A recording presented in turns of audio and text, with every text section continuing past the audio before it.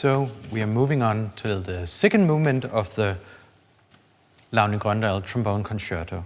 The second movement of the concerto is called Quasi una leggenda, and the tempo markings is andante grave. And I really strongly believe that what this is a funeral march, even though it's not in 2 or 4 or anything else. It's a funeral march. Quasi una leggenda. I really strongly believe that Grondahl had some very loved person in his mind when he wrote this concerto or this movement. So do I when I play it. So if you look at the beginning of the concerto or the movement, you have the statement, somebody you loved is dead. It's really a sorrowful statement, but it's a fact. Be aware that you have actually the number 3 going on. Every time you have built up a little bit extra, you do that 3 times. I'll tell you a little bit about that. I'll play the opening and I'll try to make it the fact somebody very loved person to me has passed away.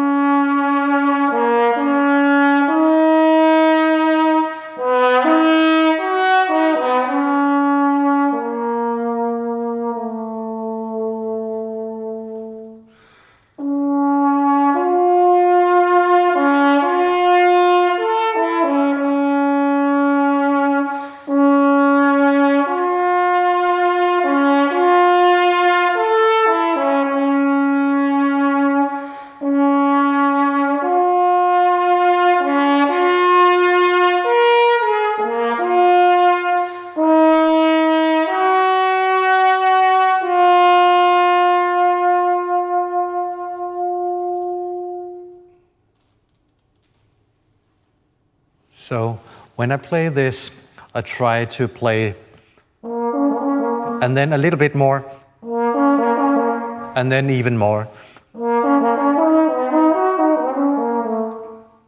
And I do the same in the second line, little bit, a little bit more, and then even more. I think the number 3 is sort of a holy number. And I think that Grondahl was aware of this. Apart from this, I will say that you might need to check the piano part because they're lacking quite a bit of information in the solo part. So write in some of the things from the piano part, which is lacking.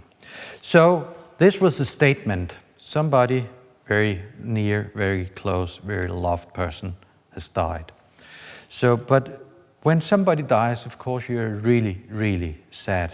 It's a very sorrowful atmosphere. But there's another thing in it. You start thinking back to all the good memories. And I think that Grondahl, he did the same. So the next bit of the second movement, I think, is a picture of all the good memories.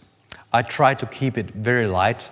When I have my own images from my own life, I think back to my childhood, where I play with my brothers and sisters. The sun is shining, and the Danish flag is waving, and it's holiday time, and we go down to the lake to bath or something. And we have, first of all, no worries about anything. It's this passage.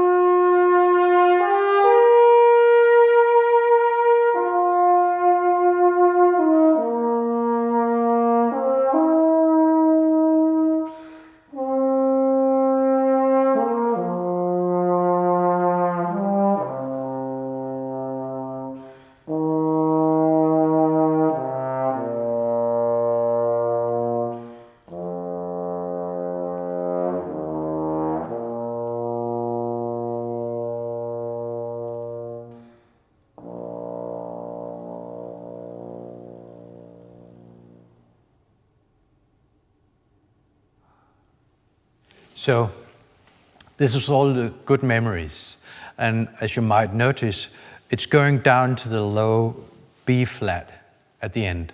And for me, in the end of this, all the good memories, we're going back towards the fact this person has died.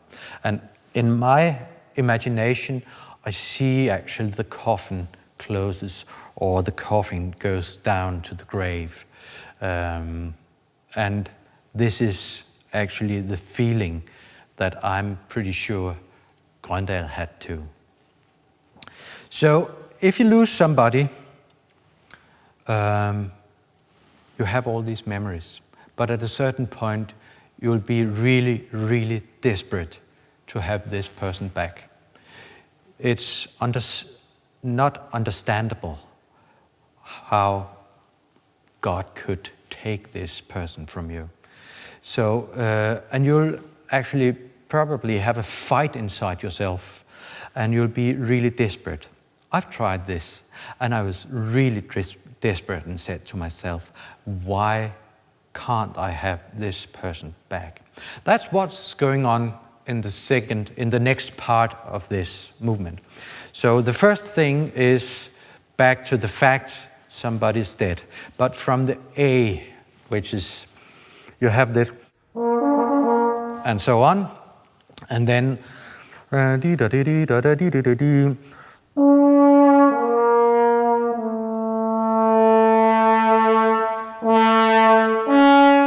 from this bit, it changes the character. It goes firstly into some molto maestoso thing, and then just in a moment it will be very dramatic, really, really dramatic. And this is for me where it really is desperate, very, very desperate. And it's like begging for somebody's life.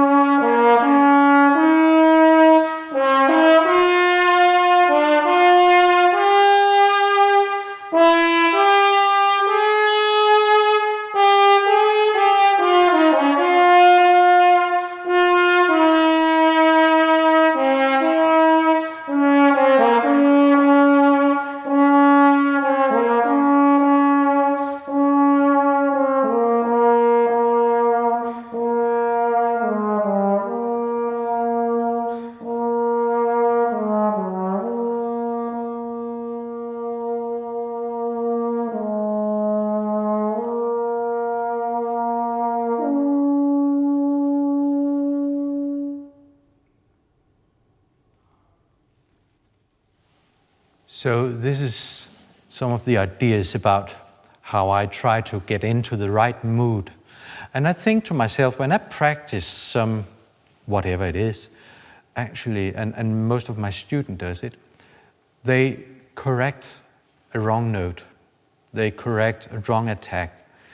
But it's not always they correct if they are not in the right mood. So in this movement, I really want to play also in the right mood, also in the practice room, so that when I go into the concert hall to perform it, I've tried to be in that mood before. Many years ago, like 20 years ago, I practiced this movement, and I practiced to be in the right mood. And I tried this passage over and over again. And at the end, I really felt this was the right mood. That was the right atmosphere. And I still remember that performance. That was a performance just for myself in a practice room, but I remember the impact it had on my heart when I played this music and really thought to myself, I understand how Grondahl had it when he composed this movement.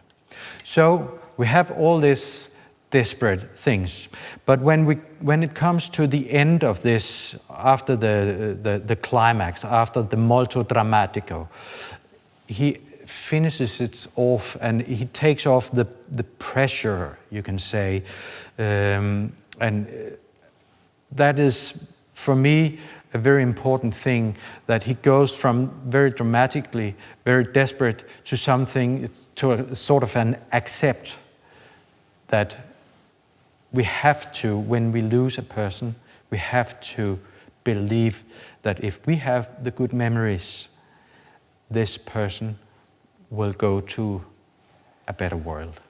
And we have to accept the fact that the person we loved is not anymore in this world. So, and that's also a reason why I like to play the ending of that movement in the written octave. Palmer Trausen, he was a very famous Danish trombone player, and he added the octava of this ending. And Grondahl, he was furious when he heard this. And for me, it really makes good sense to play it in the octave where Grondahl, he actually wrote it. Playing in the higher octave is maybe a little bit easier, but for me it's too glorioso. So I think it fits the rest of the movement very well to play it in the right octave.